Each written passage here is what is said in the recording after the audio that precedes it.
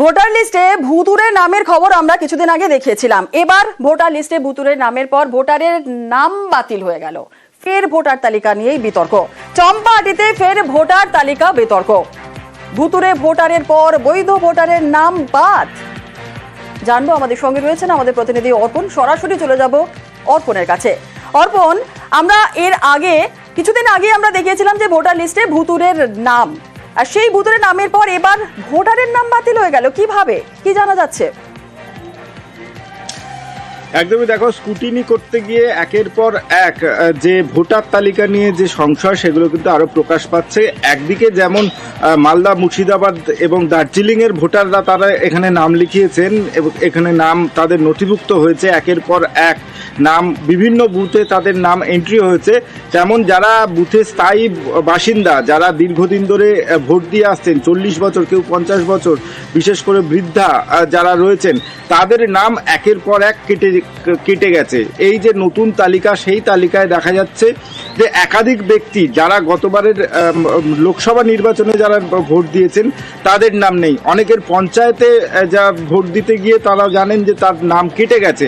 এটা কিভাবে, এটা নিয়েই তারা প্রশ্ন করছেন। তারা জানাচ্ছেন সদস্যদেরকে আমরা বিষয়টি জানিয়েছি, কিন্তু কোনো রকম সদুত্তর আসেনি। আর সেই কারণেই যারা ভোটার তারা চাইছেন যে আগামী যে বিধানসভা নির্বাচন রয়েছে, সেই বিধানসভা নির্বাচনে তারা যেন ভোট দিতে পারেন। কিভাবে আসছে বিভিন্ন জেলার বাসিন্দাদের নাম সেটা তারা জানেন না, কিন্তু তারা সেখানে রয়েছেন, তারা কোনো ফর্ম ফিল আপ করে না। তুমি জানবে অবশ্যই যে ভোটার লিস্টে নাম তুলতে গেলে যেমন 6 নম্বর ফর্ম, ভোটার লিস্টের নাম কাটতে গেলে 7 নম্বর ফর্ম। তাহলে এই ফর্মগুলো তাহলে কাটছে কারা, এটাই তারা প্রশ্ন করছেন। এবং এর পিছনে যারাই থাকুক, তারা সাধারণ ভোটার, তারা যেন ভোট দিতে পারে সেই ব্যবস্থা করুক রাজ্য সরকার, এমনটাই তারা চাইছেন এবং সদস্যদের কাছে সেই মর্মে তারা আবেদনও জানিয়েছেন।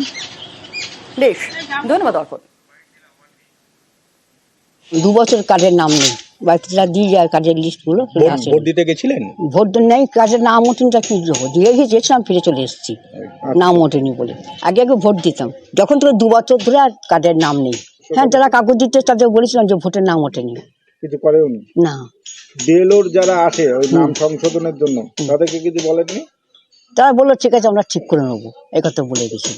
তারপরেও ঠিক হয়নি না, আমি 1 সপ্তাহ আগে লিস্ট দেখেছি যে ভোটের লিস্টে ডিলেট লেখা আছে, কিন্তু কাউকে জানাতেই পারলাম না যে ডিলেট হলো কেন। সদস্যদের বললাম, সদস্য বলে হয়ে গেলে কি করব। পেপারের পরে সব জায়গায় দেখতে পাচ্ছি যে ভুয়ো নাম ঢুকে গেছে। বাপ ঠাকুরদার আমল থেকে হচ্ছে গিয়ে বসবাস করতেছি, এখন দেখতে পাচ্ছি ভোটার লিস্ট থেকে আমার নামটা কাটা গিয়েছে। সব ভোট দিয়ে আসছি, কোনো ভোট মিস করিনি। এখন আমি চাইছি যে আমার ভোটার লিস্টে যেন নামটা হয়ে যায়, যাতে এদের নামগুলো পুনরায় আবার তুলে দেয়া যায় এবং তারা যাতে সামনে বিধানসভা ভোটে সুস্থভাবে ভোট দিতে পারে, সেই চেষ্টা আমাদের প্রশাসনের তরফ থেকে বা পঞ্চায়েত সমিতির তরফ থেকে করবো। আমরা পরবর্তী সময়ে তদন্ত করে দেখবো যে অন্যান্য জিপিতে এগুলো হয়েছে কি হয়নি। আমরাও বুঝতে পারছি না অফিসের তরফ থেকে, তবে আমরা চেষ্টা করব যে যাতে আর এর পুনরাবৃত্তি না হয়।